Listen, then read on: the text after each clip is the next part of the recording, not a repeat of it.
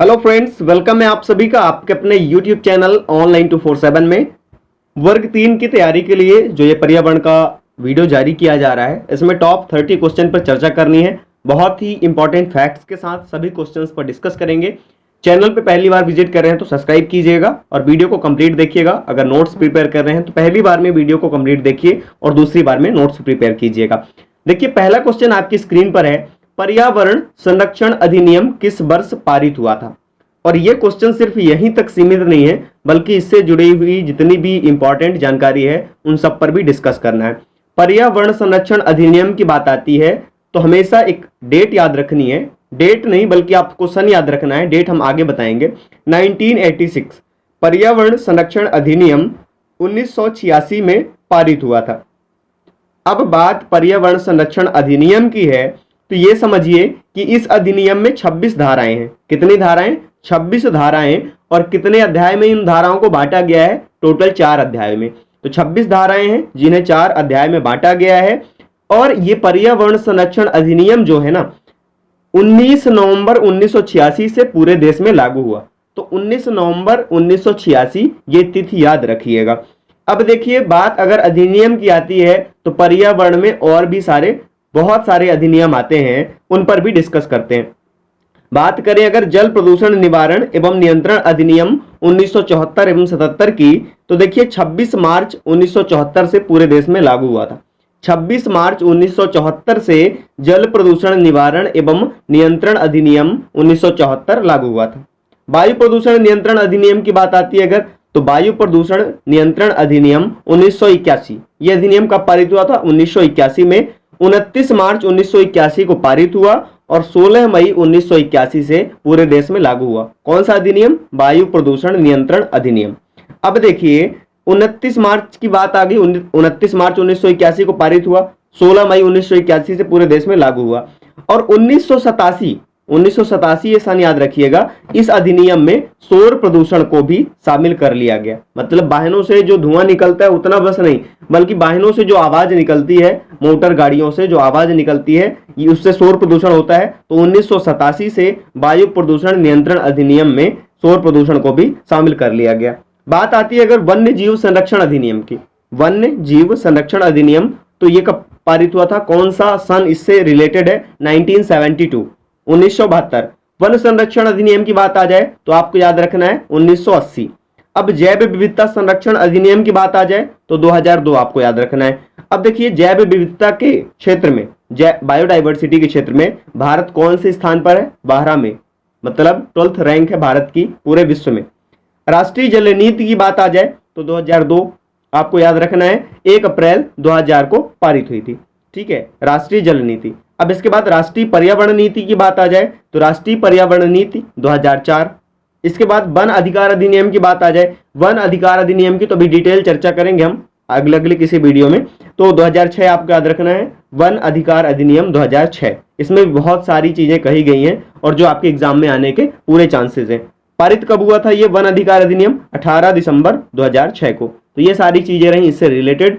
ठीक है, चैनल पर पहली बार अगर आप विजिट कर रहे हैं तो प्लीज चैनल को सब्सक्राइब कीजिएगा। बढ़ते हैं अगले प्रश्न की ओर। और अगला प्रश्न देखिए आपसे क्या कह रहा है, निम्नलिखित में से किस मृदा का निर्माण लावा के द्वारा होता है? निम्नलिखित में से किस मृदा का निर्माण लावा द्वारा होता है? और ऑप्शंस रहे आपकी स्क्रीन पर, लाल मिट्टी, काली मिट्टी, जलोढ़ मिट्टी या लेटेराइट मिट्टी। तो आपका जो सही आंसर है वो काली मिट्टी है। अब काली मिट्टी से जुड़ी जितनी भी जानकारी है वो डिस्कस कर लेते हैं। काली मिट्टी को रेगुर भी कहा जाता है। अगर आपने पढ़ा होगा तो आपको ये चीज पता होगी कि रेगुर किसे कहा जाता है? काली मिट्टी को ही कहा जाता है।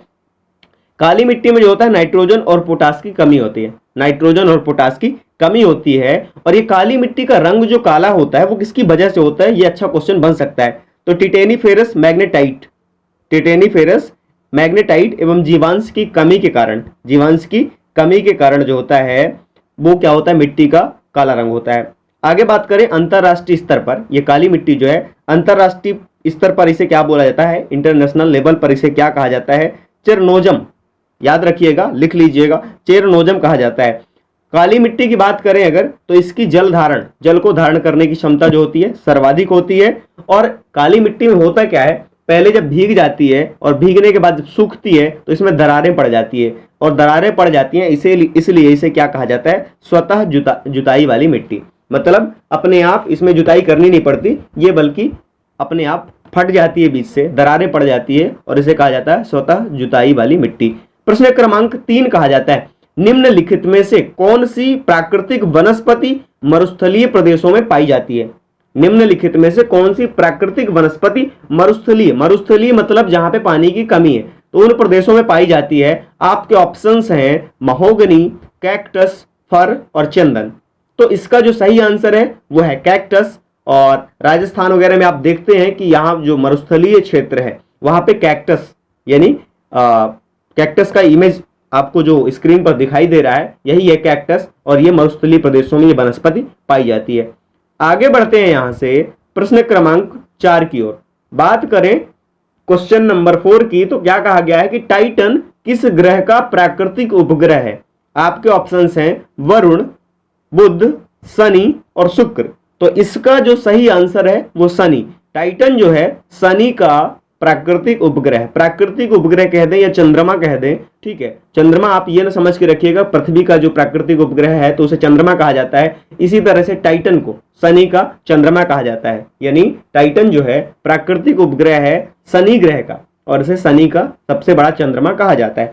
अब बात करते हैं अगर टाइटन की, तो टाइटन के बारे में ये समझ के रखिएगा कि इसका टेम्परेचर जो है ना, टाइटन का टेम्परेचर जो है वो कितना है, -180 डिग्री सेल्सियस। -180 डिग्री सेल्सियस मतलब शून्य से भी 180 डिग्री सेल्सियस कम। शनि की बात आती है, शनि ग्रह की बात आती है अगर, तो देखिएगा कि शनि जो है बृहस्पति के बाद, सौर मंडल का सबसे बड़ा ग्रह कौन सा है, बृहस्पति है, और बृहस्पति के बाद सौर मंडल का दूसरा सबसे बड़ा ग्रह है। शनि को गैस दानव भी कहा जाता है क्योंकि इसमें बहुत सारी गैसें हैं, ठीक है, और इसके टोटल 62 उपग्रह हैं। अब यहां से आगे बढ़ते हैं और बात करते हैं प्रश्न क्रमांक 5। आपको सारी चीजें अगर नोट करनी है तो नोट करते जाइएगा। निम्नलिखित में से कौन सी बायोडीजल की फसल है? निम्नलिखित में से कौन सी बायोडीजल की फसल है? आपके ऑप्शन है कपास, गन्ना, जेट्रोपा और आलू।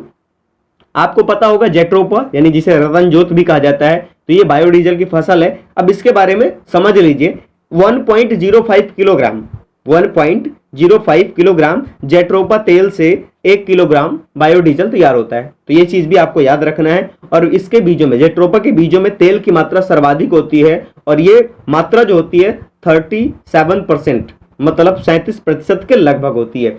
मतलब ये जो जेट्रोपा होता है, रतन जोत होता है, उसके बीज में तेल की मात्रा 37% होती है। बात करें क्वेश्चन नंबर 6 की। क्वेश्चन नंबर 6 आपसे क्या कह रहा है, निम्नलिखित में से कौन सा वृक्ष जैविक कीटनाशक का उत्पाद है? जैविक कीटनाशक का उत्पाद है, आपके ऑप्शन है नीम, देवदार, चीड़ और ओक। तो इसका जो सही आंसर है नीम है। नीम का जो जैव वैज्ञानिक नाम है ये आपसे पूछा जा सकता है, क्योंकि बहुत ही आमतौर पर गांवों में पाए जाने वाला ये पौधा है नीम, और बहुत ही औषधि पौधा है, कीटनाशक पौधा है। इसका जो जीव वैज्ञानिक नाम है वह है एजाडिरेक्टा इंडिका, और ये पर्णपाती वृक्ष है, मतलब एक समय आने पर अपने पत्ते झाड़ देता है, अपने पत्ते गिरा देता है। बात करें क्वेश्चन नंबर 7 की, तो भूमंडलीय तापन का यानी ग्लोबल वार्मिंग का जो कारण है वो क्या है? हिमनदों में वृद्धि, कार्बन डाइऑक्साइड में वृद्धि, कार्बन डाइऑक्साइड में कमी, या वनों में वृद्धि। तो वनों में वृद्धि तो हो ही नहीं सकता, कार्बन डाइऑक्साइड में कमी नहीं हो सकता है, हिमनदों में वृद्धि नहीं हो सकता है। इसका जो सही आंसर है वो सेकंड है, कार्बन डाइऑक्साइड में वृद्धि। अगर आपने पर्यावरण वाला कंप्लीट वीडियो देखा है, जो 2 वीडियो पड़े हुए हैं, और जिसमें हमने वातावरण की या वायुमंडल की संरचना के बारे में चर्चा की है, उसमें आपको ये कॉन्सेप्ट बहुत ही बेहतर तरीके से समझ आ जाएगा कि एक्चुअल में ये भूमंडलीय तापन का कारण कार्बन डाइऑक्साइड कैसे होती है। तो अगर फैक्ट्स जानना चाहते हैं तो लिंक डिस्क्रिप्शन में देख लीजिएगा उन वीडियोस को, बहुत ही अच्छे वीडियोस हैं, ठीक है, दोनों वीडियोस को देखिएगा। प्रश्न क्रमांक 8 की बात करें, सर्वाधिक जैव विविधता पाई जाती है, मतलब जो मैक्सिमम बायोडाइवर्सिटी है कहां पाई जाती है? आपके ऑप्शंस हैं शीतोष्ण पर्णपाती वन वायोम, सेकंड है उष्ण कटिबंधीय सदाबहार वर्षा वन वायोम, शीतोष्ण घास प्रदेश वायोम और सवाना वायोम। तो इसका जो सही आंसर है वह है उष्ण कटिबंधीय सदाबहार वर्षा वन वायोम। अब ये सारी चीजें तो एक्चुअल में ये प्रैक्टिस सेट के रूप में है, इसमें सारी चीजें जो फैक्ट्स हैं वो बताने की कोशिश मैं कर रहा हूं, बट जब कंप्लीट डिस्कशन होगा इनके बारे में तो ये चीजें और भी मजेदार बन जाएंगी। सो आप चैनल को सब्सक्राइब जरूर कीजिएगा ताकि आने वाले जो वीडियोस हैं आपके लिए महत्वपूर्ण हो सके और आपको उनका नोटिफिकेशन मिल सके। बात करें प्रश्न क्रमांक 9 की, तो प्रश्न क्रमांक क्या कहता है? 9, भू पारिस्थितिकी तंत्र में ऊर्जा का महत्वपूर्ण स्रोत है। भू पारिस्थितिकी तंत्र में ऊर्जा का महत्वपूर्ण स्रोत क्या है? आपके ऑप्शन है सूर्य, पृथ्वी, चंद्रमा, शुक्र। तो इसका जो सही आंसर होगा सूर्य, यानी भू पारिस्थितिकी तंत्र में ऊर्जा का, अगर बात आई ऊर्जा का महत्वपूर्ण स्रोत और ऑप्शन में अगर सूर्य है तो फिर तो आपको कोई ऑप्शन दिखने ही नहीं है, ठीक है। तो ऊर्जा का जो सबसे महत्वपूर्ण स्रोत है पारिस्थितिक तंत्र में वो है सूर्य यानी सन। प्रश्न क्रमांक 10 की बात करें, वायुमंडल की कौन सी परत, मतलब वायुमंडल की कौन सी लेयर जो है यूवी मतलब अल्ट्रावायलेट यानी पराबैंगनी किरणों को पृथ्वी पर आने से रोकती है? वायुमंडल में 5 परत है, आपको पता होगा। जो पृथ्वी की संरचना है, वायुमंडल की संरचना है, वो सारी चीजें देखेंगे तो आपको चीजें और भी क्लियर होती ही चली जाएंगे। तो वायुमंडल की कौन सी परत अल्ट्रावायलेट किरणों को पृथ्वी पर आने से रोकती है? आपके ऑप्शन है समताप मंडल, क्षोभ मंडल, अयन मंडल या मध्य मंडल। तो इसका जो सही आंसर है वो समताप मंडल है। समताप मंडल मतलब स्ट्रेटोस्फियर, जिसकी ऊंचाई है 10 से 50 किलोमीटर, और यहीं पे ओजोन लेयर पाई जाती है। ओजोन लेयर पाई जाती है, और ओजोन लेयर की अगर बात आ जाती है तो ओजोन का सूत्र क्या होता है? O3। ऑक्सीजन का होता है O2। तो O3 ओजोन का सूत्र होता है। ओजोन की खोज किसने करी थी? तो 1913 में, मतलब 1913 में फ्रांसीसी वैज्ञानिक थे फेब्री चार्ल्स व हेनरी बुसोन, ये दोनों का नाम याद रखिएगा, और इन्होंने ओजोन लेयर की खोज करी थी। ओजोन लेयर की बात आ जाए, ओजोन के संबंध में अगर कोई यूनिट आपसे पूछी जाए तो डॉप्सन इकाई याद रखिएगा, ओजोन से संबंधित है। ओजोन को मापने का काम करती है, ठीक है। आगे बात करें गंगा एक्शन प्लान मतलब GAP, अगर आपसे पूछ दिया जाए गैप GAP तो उसका मतलब है गंगा एक्शन प्लान या गंगा कार्य योजना को लाने का उद्देश्य निम्नलिखित में से किस में सुधार हेतु है? मतलब निम्नलिखित में से किस सुधार हेतु है? जल की गुणवत्ता, जल का वेग, जल की प्रचुरता, जल का तापमान। तो गंगा एक्शन प्लान जल की गुणवत्ता को सुधारने के लिए लाया गया था। और एक चीज मैं आपको बता दूं कि ये 1985 में, मतलब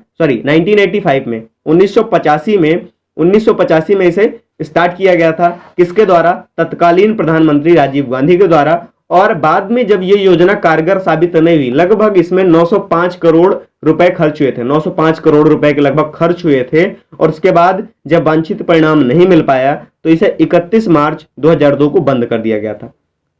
तो ये चीजें भी याद रखना है आपको। और यहां से आगे बढ़ते हैं और बहुत ही शानदार चीज समझने का प्रयास करते हैं। मध्य प्रदेश में कौन सा शहर झीलों का शहर कहलाता है? City of lake. ऑप्शन है भोपाल, उज्जैन, इंदौर, ग्वालियर।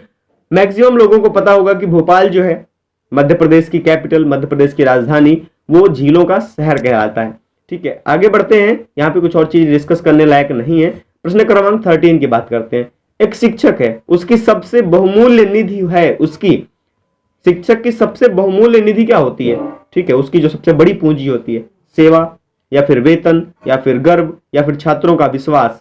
तो इसका जो सही आंसर है छात्रों का विश्वास, मतलब ट्रस्ट या बिलीव ऑफ स्टूडेंट, ठीक है। यही शिक्षक की सबसे बहुमूल्य निधि होती है। बात करें क्वेश्चन नंबर 14 की, परिकल्पना को बार बार परीक्षण करने से गलत नहीं पाया जाता है। किसी परिकल्पना को बार बार परीक्षण करने से गलत नहीं पाया जाता है तो वह एक है, क्या है? सिद्धांत है, कानून है, खोज है या मूल संकल्पना है। तो इसका जो सही आंसर है वो कहलाएगा आपका सिद्धांत। परिकल्पना को अगर बार बार परीक्षण करने से गलत नहीं पाया जाता तो अपने आप में वो एक सिद्धांत है। और यहां से बात करते हैं क्वेश्चन नंबर 15 की, निम्नलिखित में से सबसे उपयुक्त शिक्षण विधि है। ये पेडागोजी आ जाती है, यहाँ पे पर्यावरण की पेडागोजी आप समझ के चलिए क्योंकि ये भी आपके एग्जाम में शामिल है। तो सबसे उपयुक्त शिक्षण विधि है विचार गोष्ठी एवं श्रुतलेख, या फिर श्रुतलेख या दिया गया कार्य, विचार गोष्ठी एवं कार्य योजना, फिर चौथा है व्याख्यान एवं श्रुतलेख। तो इसका जो सही आंसर है आपकी स्क्रीन पर है ऑप्शन 3, विचार गोष्ठी एवं कार्य योजना। बढ़ते हैं अगले प्रश्न की ओर। प्रश्न क्रमांक 16 आपसे क्या कह रहा है? निम्नलिखित में से कौन सी ग्रीन हाउस गैस नहीं है? ग्रीन हाउस गैस नहीं है ये पूछा गया है आपसे। आपके ऑप्शन है CO2 यानी कार्बन डाइऑक्साइड, फिर है नाइट्रस ऑक्साइड, फिर है हीलियम और चौथा है मीथेन। तो इसका जो सही आंसर है ग्रीन हाउस गैस नहीं है, वो नहीं है helium. Helium green house gas नहीं है। देखिए मैं फिर से आपको सजेस्ट करूंगा कि उन वीडियोस को, जिन 2 वीडियोस की बात मैंने पहले करी है, अगर उनको नहीं देखा है तो आप देख लीजिएगा। वहां से बहुत से क्वेश्चन, लगभग 150 से 200 क्वेश्चन आप सॉल्व कर पाएंगे। है तो 10-15 मिनट के वीडियो ही, लेकिन वहां पे बहुत सारी चीजें फैक्ट्स के रूप में बताई गई हैं। अब देखिए ये ग्रीन हाउस गैसेस क्या होती हैं। ग्रीन हाउस गैस क्या होती हैं? ग्रीन हाउस गैस वो होती हैं जो गर्मी को, सूर्य की किरणों के लिए ट्रांसपेरेंट बॉडी का काम करती हैं। मतलब उन्हें अंदर तो आने देती हैं, लेकिन पृथ्वी की सतह से टकराने के बाद बाहर नहीं जाने देती हैं। वो सभी क्या होती हैं? Green house gas. और ये सारी चीजें आपको वहां पे भी देखने को मिलेंगी। बात करें अगर क्वेश्चन नंबर 17 की, तो इसमें बोला गया है ध्वनि प्रदूषण का मापन इकाई द्वारा किया जाता है। तो ध्वनि प्रदूषण की बात जब भी आ जाए, ध्वनि प्रदूषण को किससे मापा जाता है? ऑप्शन है आपके जूल, डेसिबल, न्यूटन या फिर नैनो इकाई। यहां से कुछ डिफरेंट ऑप्शन भी आपके सामने हो सकते हैं, बट सेकंड ऑप्शन आपको हमेशा देखने को मिलेगा क्योंकि ये इसका सही आंसर है। Decibel is the right answer for question number 17। सो यहां से आगे बढ़ते हैं क्वेश्चन नंबर 18 की ओर, और इसमें से बोला गया निम्नलिखित में से कौन सी नदी बंगाल की खाड़ी में गिरती है? आपके ऑप्शन है ताप्ती, सुवर्णरेखा, नर्मदा, सिंधु। और ये थोड़ा सा अच्छे लेवल का क्वेश्चन है, मतलब जीके से भी शामिल है और आपके पर्यावरण से भी शामिल है। इसका जो सही आंसर है सेकंड, सुवर्णरेखा नदी जो है बंगाल की खाड़ी में गिरती है। अब आगे बढ़ते हैं क्वेश्चन नंबर 19 की ओर, और 19 में क्या कहा गया? निम्नलिखित में से किस स्थलाकृति का निर्माण हिमानी द्वारा हुआ है? निम्नलिखित में से किस स्थलाकृति का निर्माण हिमानी द्वारा हुआ है? लैपीज, यू आकार की घाटी, भी आकार की घाटी या फिर जलप्रपात। तो इसका जो सही आंसर है यू आकार की घाटी का निर्माण जो होता है, यू आकार की घाटी का जो निर्माण होता है वो हिमानी द्वारा होता है। आगे बढ़ते हैं क्वेश्चन नंबर 20 की ओर। ग्रीन मफलर का संबंध किससे है? ग्रीन मफलर किससे संबंधित है यह आपको बताना है। तो ग्रीन मफलर का संबंध किससे है बताइए? मृदा प्रदूषण से, वायु प्रदूषण से, ध्वनि प्रदूषण से या जल प्रदूषण से? क्वेश्चन नंबर 20 इसका सही आंसर है ध्वनि प्रदूषण से। आगे बढ़ते हैं यहां से आगे बढ़ते हैं क्वेश्चन नंबर 21 की ओर, और क्वेश्चन नंबर 21 क्या कह रहा है? निम्न में से कौन सा सागर यूरोप को अफ्रीका से अलग करता है? आपके ऑप्शन है लाल सागर, काला सागर, अरब सागर या भूमध्य सागर। तो इसका जो सही आंसर है फोर्थ ऑप्शन सही है, भूमध्य सागर। ठीक है, आगे बढ़ते हैं यहां से क्वेश्चन नंबर 22 की ओर, और बहुत ही ज्यादा महत्वपूर्ण क्वेश्चन, अंतरराष्ट्रीय ओजोन दिवस कब मनाया जाता है? आपके ऑप्शन है 16 दिसंबर, 7 दिसंबर, 30 मार्च या 22 अप्रैल। तो इसका जो सही आंसर है फर्स्ट ऑप्शन, अंतरराष्ट्रीय ओजोन दिवस मनाया जाता है 16 दिसंबर। आगे बढ़ते हैं यहां से क्वेश्चन नंबर 23 की ओर। क्वेश्चन नंबर 23 क्या कह रहा है? किसी खाद्य श्रृंखला में जो शाकाहारी होते हैं वो क्या होते हैं? प्राथमिक उत्पादक, प्राथमिक उपभोक्ता, द्वितीयक उपभोक्ता या अपघटनकर्ता। आपके 4 ऑप्शन आपके सामने हैं, और इसका जो सही आंसर है वो किसी भी खाद्य श्रृंखला में जो शाकाहारी होते हैं वो प्राथमिक उपभोक्ता होते हैं, और जो पौधे होते हैं वो उत्पादक होते हैं। तो ये चीज आपको ध्यान रखनी है। खाद्य श्रृंखला के बारे में भी एक अलग से कंप्लीट वीडियो आएगा, वहां से भी आपको बहुत सारी चीजें जो अन्य कहीं देखने को नहीं मिलेंगी या फिर अलग अलग जगह देखने को मिलेंगी, उन सब कंटेंट को इकट्ठा करके और एक क्वालिटेटिव वीडियो आपके सामने उपस्थित किया जाएगा। क्वेश्चन नंबर 24, पारिस्थितिक तंत्र के तत्वों के चक्रण को क्या कहते हैं? पारिस्थितिक तंत्र के तत्वों के चक्रण को क्या कहते हैं? रासायनिक चक्र, जैव भू रासायनिक चक्र, भूगर्भीय चक्र या भू रासायनिक चक्र। तो इसका जो सही आंसर है सेकंड ऑप्शन सही है, जैव भू रासायनिक चक्र। आगे बढ़ते हैं। देखिए जिन क्वेश्चंस पे डिस्कस करने की जरूरत है मैं बिल्कुल बाकायदा आपसे डिस्कस कर रहा हूं, और जिनमें नहीं है सिर्फ ऑप्शन बताने की जरूरत है वो आपको वैसे ही समझ आ जाएंगे। निम्नलिखित में से कौन सा न्यूनतम पर्यावरण प्रदूषण उत्पन्न करता है? न्यूनतम, देखिए यहाँ पे अधिकतम भी पूछा जा सकता है, बट यहाँ पे पूछा गया न्यूनतम, मतलब मिनिमम इन्वायरमेंट पॉल्यूशन उत्पन्न करता है वो कौन सा है? डीजल, पेट्रोल, हाइड्रोजन और कोयला। इसका जो सही आंसर होगा हाइड्रोजन, और हाइड्रोजन का जो संकेत होता है वो कैपिटल H होता है। आगे बात करें संकटग्रस्त जंतु जो पांडा है, पांडा वो कहां पाया जाता है? ऑस्ट्रेलिया में, भारत में, चीन में, ब्राजील में। तो इसका जो सही आंसर है चाइना में संकटग्रस्त जंतु पांडा पाया जाता है। अच्छा, रेड डाटा बुक किससे संबंधित है, आप कमेंट करके जरूर बताइएगा। और रेड डाटा बुक तैयार कौन करता है ये भी बताइएगा। रेड डाटा बुक के बारे में जितनी भी सारी चीजें, अगर आप इस वीडियो को देख रहे हैं यहां तक, तो कमेंट जरूर कीजिएगा कि रेड डाटा बुक एक्चुअल में है क्या, कौन प्रकाशित करता है, कौन मेंटेन करता है, ये सारी चीजें, उसमें क्या रिकॉर्ड रखा जाता है। आगे बात करते हैं क्वेश्चन नंबर 27 की। इसमें बोला गया है निम्नलिखित में से किस गैस के कारण भोपाल गैस त्रासदी हुई थी। तो ऑप्शन है आपके क्लोरोफ्लोरोकार्बन यानी CFC, nitrous oxide, carbon dioxide, methyl isocyanate मतलब MIC इसका शॉर्टकट होता है। तो देखिए भोपाल गैस त्रासदी के बारे में बात करते हैं। 3 दिसंबर 1984 यूनियन कार्बाइड नाम की एक कंपनी थी शायद, तो वहां से गैस का रिसाव होता है और गैस पूरे शहर में फैलती है और लगभग 15,000 से ज्यादा लोगों की मौत होती है। एक्चुअल डेटा तो प्रकाशित नहीं किया गया, बट जितना देखने को मिलता है लगभग 15,000 लोग मारे गए थे। ये त्रासदी हुई थी 3 दिसंबर 1984 को। तो मिथाइल आइसोसाइनेट बहुत ही भयंकर जहरीली गैस है और इस गैस का रिसाव हुआ था और उससे बहुत सारे लोग मारे गए थे। ये बात है मध्य प्रदेश की राजधानी भोपाल की। यहां से आगे बढ़ते हैं। किस देश में क्रिसमस का त्योहार गर्मियों में मनाया जाता है। बहुत ही प्यारा क्वेश्चन है। अब बताइए किस देश में क्रिसमस का त्योहार गर्मियों में मनाया जाता है। ऑप्शन है जापान, भारत, ऑस्ट्रेलिया, अमेरिका। आपका जो सही आंसर है वो है ऑस्ट्रेलिया। ऑस्ट्रेलिया में क्रिसमस का त्योहार जो है वो गर्मियों में मनाया जाता है, मतलब समर में मनाया जाता है। यहां से आगे बढ़ते हैं। गिरि वन्यजीव अभयारण्य निम्न में से किस वन्यजीव का संरक्षण करता है।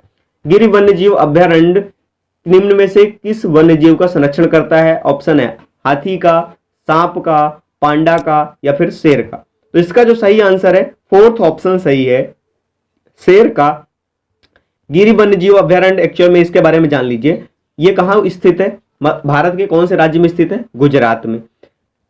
इसका कुल क्षेत्रफल कितना है, 1424 वर्ग किलोमीटर, 1424 वर्ग किलोमीटर। ठीक है, तो ये चीज गिरि वन्यजीव अभयारण्य के बारे में बताई गई। और गिरि वन्यजीव एकमात्र ऐसा वन्यजीव अभयारण्य है जहां पे एशियाई शेरों का जो आश्रय स्थल है, एशियाई सिंहों का आश्रय स्थल है। ये भी आप याद रखिएगा। और एक पेडागोजी का आखिरी क्वेश्चन, इसको आपको कमेंट करना। अच्छा मैं बता देता हूं, चलिए ठीक है, अगले वीडियो में इसी से एक क्वेश्चन उठा के रखेंगे। राकेश कक्षा 5 पर्यावरण विज्ञान शिक्षक द्वारा दिए गए कार्य को समय से प्रस्तुत नहीं करता है। राकेश जो है कक्षा 5 का एक विद्यार्थी है, पर्यावरण या विज्ञान शिक्षक द्वारा दिए गए कार्य को समय से प्रस्तुत नहीं करता है। अतः सबसे उपयुक्त सुधारात्मक उपाय क्या हो सकता है। सुधारात्मक मतलब बच्चे को सुधार लाना, बच्चे में सुधार लाना है। तो पहला ऑप्शन है प्रधानाध्यापक की जानकारी में लाना, खेल की कक्षा में जाने पर प्रतिबंध लगाना, उसकी अनियमितताओं के कारणों को जानकर उसे सही मार्गदर्शन देना, या उसकी अनियमितताओं की लिखित जानकारी माता पिता को देना। ठीक है, जो हम आमतौर पर करते हैं एज अ टीचर, इस समय पे जो चलता है वो क्या करते हैं कि उसकी जो अनियमितताएं हैं उसकी लिखित जानकारी माता पिता को दे दी और फुर्सत हो गया। बट एनसीएफ इस चीज की अनुशंसा नहीं करता है। उसकी एनसीएफ यानी राष्ट्रीय पाठ्यचर्या रूपरेखा, उसमें भी जो चीजें कही गई हैं, शिक्षा के अधिकार के अधिनियम में जो चीजें कही गई हैं, उनसे कुल मिला के ये निष्कर्ष निकलता है कि अगर कोई बच्चा अपने दिए गए काम को या होमवर्क को समय से नहीं करता है तो आप क्या करेंगे एज ए टीचर। आपको क्या करना है कि उसकी अनियमितताओं के कारणों का खुद पता लगाना है, उसके कारणों को जानने की कोशिश करनी है और इसके बाद उसे सही मार्गदर्शन देना है। तो इसका जो 3rd ऑप्शन है इस क्वेश्चन के अकॉर्डिंग, एनसीएफ के अकॉर्डिंग, आरटीई के अकॉर्डिंग सही है 3rd। बाकी आमतौर पर देखा जाता है कि आज के टीचर क्या करते हैं कि बच्चों की अनियमितताओं की लिखित जानकारी माता पिता को दे दी और फुर्सत हो जाते हैं। तो आपको ये वीडियो कैसा लगा, कंप्लीट जानकारी कैसे लगी, कमेंट करके जरूर बताइएगा। एक बार पुनः रिक्वेस्ट करूंगा कि चैनल पर पहली बार विजिट कर रहे हो तो प्लीज चैनल को सब्सक्राइब कीजिएगा, वीडियो को लाइक कीजिएगा, दोस्तों के साथ शेयर कीजिएगा और ज्यादा से ज्यादा शेयर करने के बाद आप हमारे चैनल से जरूर जुड़े रहिएगा। अपना प्यार और सहयोग बनाए रखिएगा। आज की इस वीडियो से मैं विदा लेता हूं। जय हिंद, वंदे मातरम। जल्द मिलेंगे इसी तरह के एक नए वीडियो के साथ। ये वीडियो आपको कैसा लगा, कौन सी जानकारी आपको बेहतर पसंद आई, ये कमेंट जरूर कीजिएगा। Thank you so much. जय हिंद, वंदे मातरम।